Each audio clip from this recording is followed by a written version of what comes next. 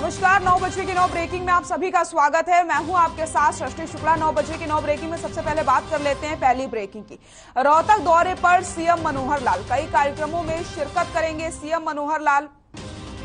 राजकीय माध्यमिक विद्यालय के भवन का उद्घाटन भी किया जाएगा। भाली आनंदपुर गांव में भवन का उद्घाटन किया जाएगा। 9 बजे की 9 ब्रेकिंग में हम बात कर रहे हैं पहली ब्रेकिंग की। और रोहतक दौरे पर सीएम मनोहर लाल, कई कार्यक्रमों में शिरकत करेंगे सीएम मनोहर लाल। राजकीय माध्यमिक विद्यालय के भवन का भी उद्घाटन करेंगे और इसी के साथ भाली आनंदपुर गांव में इस भवन का उद्घाटन होने वाला है। रोहतक दौरे पर सीएम मनोहर लाल। 9 बजे की 9 ब्रेकिंग में हम बात कर रहे हैं पहली ब्रेकिंग की। कई कार्यक्रमों में शिरकत करेंगे सीएम मनोहर लाल। राजकीय माध्यमिक विद्यालय के भवन का करेंगे उद्घाटन। भाली आनंदपुर गांव में करेंगे भवन का उद्घाटन। कई कार्यक्रमों में शिरकत करेंगे सीएम मनोहर लाल। रोहतक से खबर आपको हम बता रहे हैं। रोहतक दौरे पर सीएम मनोहर लाल, राजकीय माध्यमिक विद्यालय के भवन का उद्घाटन किया जाएगा।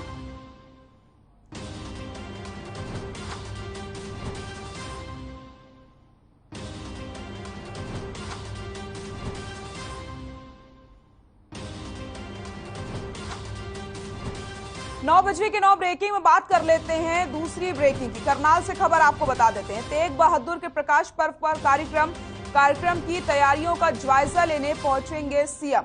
सांसद संजय भाटिया भी कार्यक्रम में शामिल होंगे।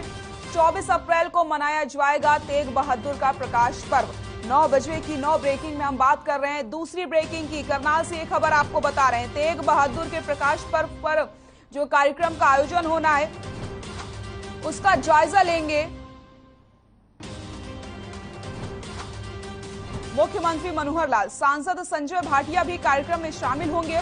24 अप्रैल को तेग बहादुर का प्रकाश पर्व मनाया जाएगा। तेग बहादुर के प्रकाश पर्व पर कार्यक्रम की तैयारियों का जायजा लेंगे मुख्यमंत्री मनोहर लाल। सांसद संजय भाटिया भी कार्यक्रम में होंगे शामिल। करनाल से खबर आपको बता रहे हैं। 9 बजे की 9 ब्रेकिंग में हम बात कर रहे हैं दूसरी ब्रेकिंग के। करनाल से ये खबर है, सांसद संजय भाटिया भी कार्यक्रम में शामिल होंगे। तेग बहादुर के प्रकाश पर्व पर कार्यक्रम का आयोजन किया जाएगा। कार्यक्रम की तैयारियों का जायजा लेने पहुंचेंगे सीएम। 24 अप्रैल को मनाया जाएगा तेग बहादुर का प्रकाश पर्व।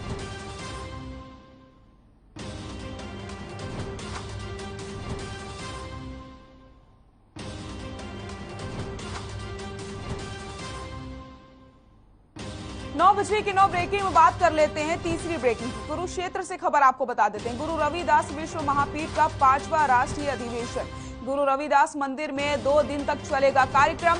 राज्यपाल बंडारू दत्तात्रेय कार्यक्रम का शुभारंभ करेंगे। हिमाचल प्रदेश के राज्यपाल भी इस कार्यक्रम में शामिल होंगे। 9 बजे की 9 ब्रेकिंग में हम बात कर रहे हैं तीसरी ब्रेकिंग की। गुरु रविदास विश्व महापीठ के 2 दिवसीय 5वें राष्ट्रीय अधिवेशन का आज और कल कुरुक्षेत्र में आयोजन किया जा रहा है। कार्यक्रम में मुख्य अतिथि के तौर पर हिमाचल प्रदेश के माननीय राज्यपाल राजेंद्र और त्रिपुरा के राज्यपाल सत्यदेव नारायण आर्य शामिल होंगे। जबकि कार्यक्रम के शुभारंभ अतिथि हरियाणा के राज्यपाल बंडारू दत्तात्रेय और कार्यक्रम समापन के मुख्य अतिथि हरियाणा के मुख्यमंत्री मनोहर लाल होंगे। इस कार्यक्रम में अमेरिका और इंग्लैंड सहित कई देशों से सैकड़ों प्रतिनिधि हिस्सा लेंगे। तो गुरु रविदास विश्व महापीठ का 5वां राष्ट्रीय अधिवेशन गुरु रविदास मंदिर में 2 दिन तक कार्यक्रम चलेगा। राज्यपाल बंडारू दत्तात्रेय कार्यक्रम का शुभारंभ करने वाले हैं। 9 बजे की 9 ब्रेकिंग में बात कर रहे हैं तीसरी ब्रेकिंग की।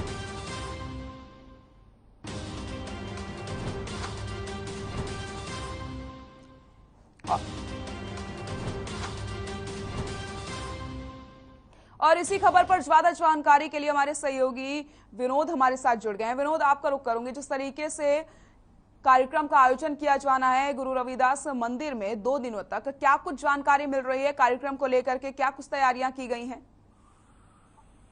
जी, मैं बताना चाहूंगा कि हरियाणा के राज्यपाल सहित कई महान विभूतियां इस कार्यक्रम में शामिल होंगी और करीब 11 बजे कार्यक्रम प्रारंभ होगा।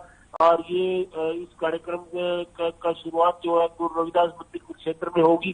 और ये 5वां राष्ट्रीय जो अधिवेशन आयोजित किया जा रहा है, इसके अलावा समरसता भवन का भी इनॉग्रेशन किया जाएगा। वो करीब दोपहर के 1-1:30 बजे समरसता भवन का इनॉग्रेशन होगा। और उसके उपरांत इससे पूर्व जो रविदास मंदिर है, इसके अंदर विद्वान जो शामिल होंगे और वो 5वें अधिवेशन में गुरु रविदास की जो शिक्षाएं और जो उनके ऊपर जो महापीठ में बिल पर चर्चा करेंगे। बिल्कुल, गुरु रविदास विश्व महापीठ का जो 5वां राष्ट्रीय अधिवेशन होने जा रहा है विनोद, इस कार्यक्रम अमेरिका और इंग्लैंड सहित कई देशों से सैकड़ों प्रतिनिधि भी हिस्सा लेने वाले हैं। काफी अहम माना जा रहा है ये अधिवेशन इस बार का। जी बिल्कुल, क्योंकि जो ये राष्ट्रीय स्तर का चाहे अधिवेशन है, परंतु अंतर्राष्ट्रीय स्तर के विद्वान भी यहाँ पर पहुंच रहे हैं। और इस पर जहाँ पर गुरु रविदास की शिक्षाओं के साथ साथ और क्या कुछ नए अनुसंधान किए जाने हैं, उसके ऊपर भी चर्चा होगी। और ये चर्चा विस्तार से 2 दिन तक चलेगी। और कल, क्योंकि इसका समापन है, कल करीब 10 बजे करीब हरियाणा के मुख्यमंत्री मनोहर लाल भी इस कार्यक्रम के समापन अवसर पर शामिल होंगे। बहुत बहुत शुक्रिया विनोद आपका तमाम जानकारी के लिए। तो कुरुक्षेत्र से खबर आपको हम बता रहे हैं।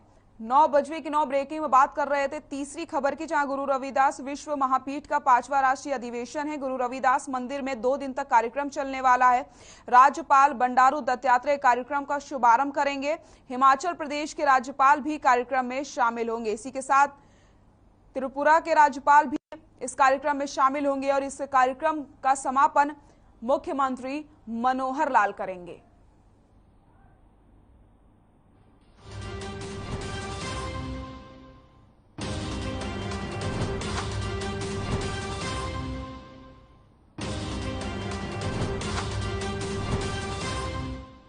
नौ बजे की 9 ब्रेकिंग में बात कर लेते हैं चौथी ब्रेकिंग की। कैथल से खबर आपको बता देते हैं। महंगाई के खिलाफ आज कांग्रेस का प्रदर्शन।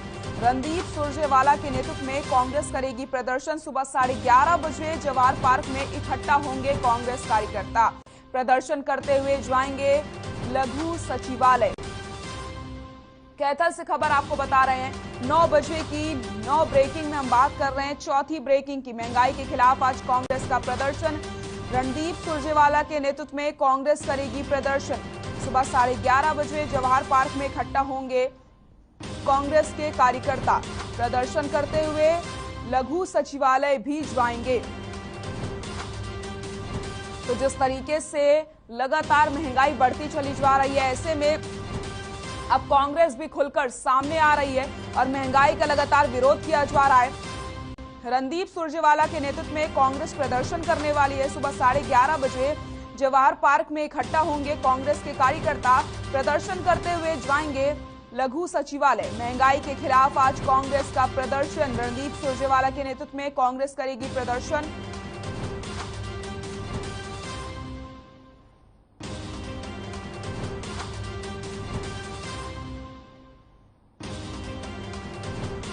नौ बजे की 9 ब्रेकिंग में बात कर लेते हैं 5वीं ब्रेकिंग की। यूपी में विधान परिषद की 36 में से 27 सीटों पर चुनाव। बीजेपी और समाजवादी पार्टी में सीधा मुकाबला देखने को मिलेगा। कांग्रेस और बीएसपी ने एक भी उम्मीदवार नहीं उतारा है। 9 सीटों पर बीजेपी की उम्मीदवार निर्विरोध निर्वाचित। यूपी में विधान परिषद की 36 में से 27 सीटों पर चुनाव।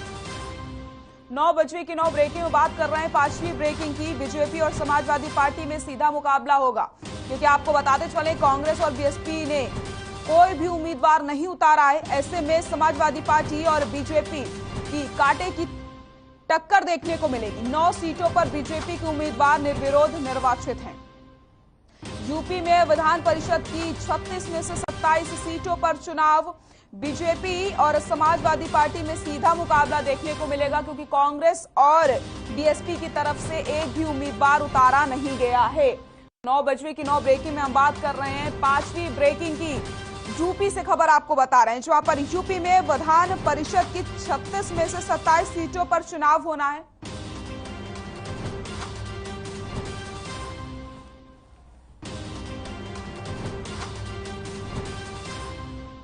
नौ बजे की 9 ब्रेकिंग में बात कर लेते हैं 6वीं ब्रेकिंग की। देश में कोरोना से राहत। 1000 से ज्यादा नए मामले सामने आए।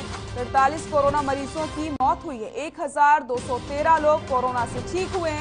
कोरोना का रिकवरी रेट 98.7 7.6% पहुंच गया। देश में कोरोना के 11,492 केस एक्टिव बताए जा रहे हैं। 9 बजे की 9 ब्रेकिंग में हम बात कर रहे हैं 6वीं ब्रेकिंग की, जो आपको बताते चले देश में कोरोना से राहत मिलती नजर आ रही है। कोरोना का रिकवरी रेट 98.76% पहुंच गया है।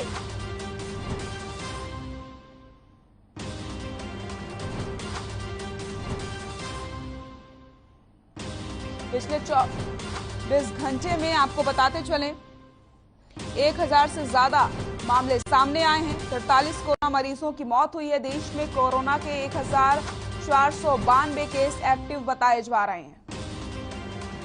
इसी के साथ अगर हम बात करते हैं रिकवरी रेट की, तो 98.76% रिकवरी रेट पहुंच गया। 1213 लोग कोरोना से ठीक हुए हैं।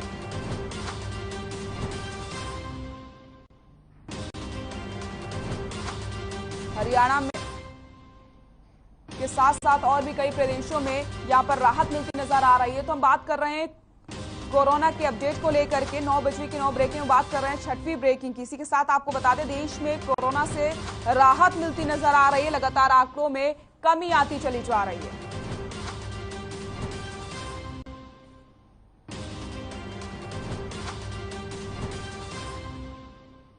9 बजे की 9 ब्रेकिंग में बात कर लेते हैं 7वीं ब्रेकिंग की। हरियाणा में कोरोना पर ब्रेक लग चुका है।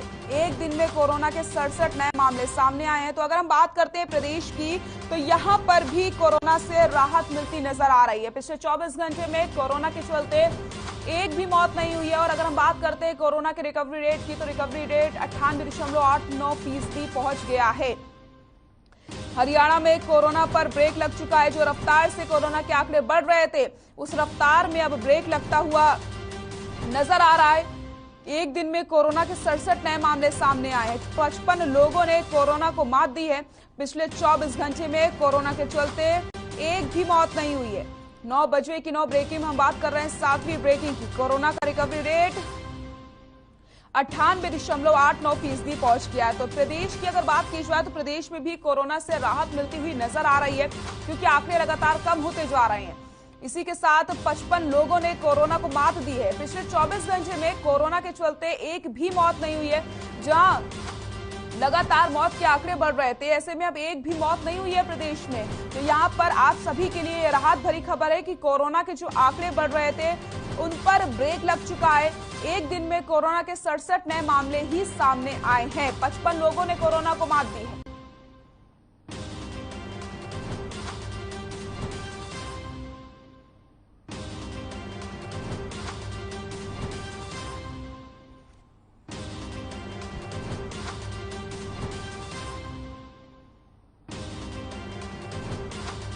नौ बजे की 9 ब्रेकिंग में बात कर लेते हैं 8वीं ब्रेकिंग की। 45वें दिन भी रूस और यूक्रेन के बीच जंग जारी है। तो आपको बताते चले 52 लोगों की मौत हुई है। 100 से ज्यादा लोग घायल बताए जा रहे हैं। रूस ने रेलवे स्टेशन पर हमले पर इनकार किया है। तो आपको बता दें 45वें दिन भी रूस यूक्रेन के बीच जंग जारी है। इसी के साथ रेलवे स्टेशन में मिसाइल से अटैक किया गया है। लेकिन अगर हम बात करते हैं रूस की, तो रूस ने इस हमले से इनकार कर दिया है।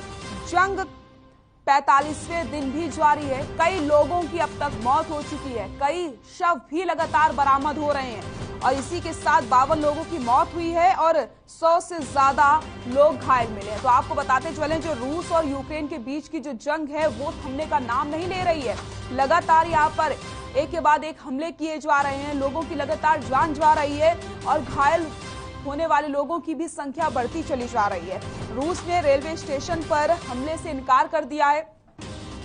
तो आपको बताते चलें 45वें दिन भी रूस और यूक्रेन के बीच जो जंग है, वो लगातार जारी है। ऐसे में कई सारे लोगों की मौत हो चुकी है। कई लोग घायल भी बताए जा रहे हैं। तो ये जो युद्ध छिड़ा है, वो 45वें दिन होने के बावजूद भी खत्म नहीं हुआ है। ये युद्ध लगातार चलता चला जा रहा है। इसी के साथ रेलवे स्टेशन पर मिसाइल से अटैक किया जाता है। लेकिन अगर हम बात करते हैं रूस से, तो रूस ने रेलवे स्टेशन पर हमले से इनकार कर दिया है। तो यहाँ पर लगातार अटैक किए जा रहे हैं और 45वें दिन भी रूस और यूक्रेन के बीच जो जंग है, वो लगातार यहाँ पर जारी है।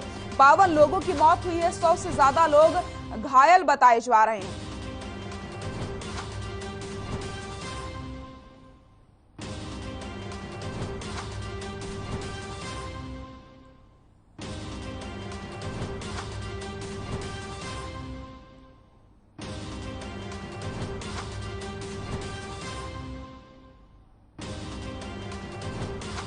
नौ बजे की 9 ब्रेकिंग में बात कर लेते हैं आखिरी ब्रेकिंग की, यानी कि 9वीं ब्रेकिंग की। चैत्र नवरात्र का आज 8वां दिन। 8वें दिन मां महागौरी की होती है पूजा। सुबह से ही मंदिरों में उमड़ी है भक्तों की भीड़।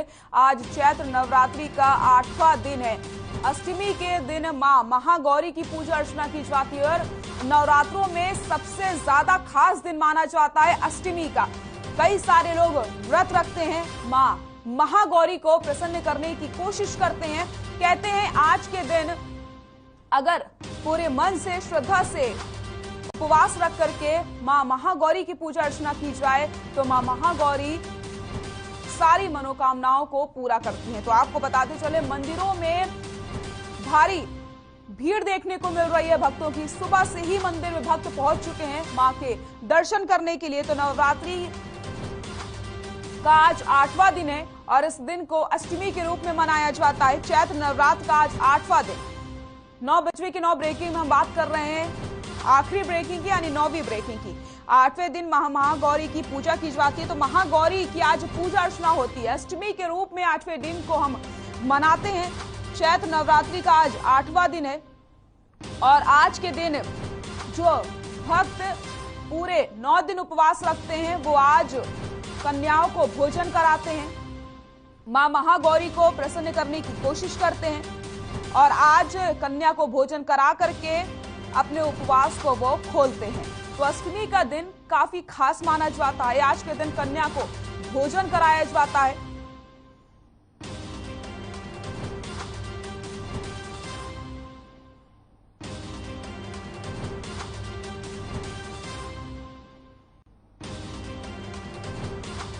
नौ बजे की 9 ब्रेकिंग में फिलहाल के लिए इतना ही। खबरों का सिलसिला लगातार जारी है। रुकते हैं छोटे से ब्रेक।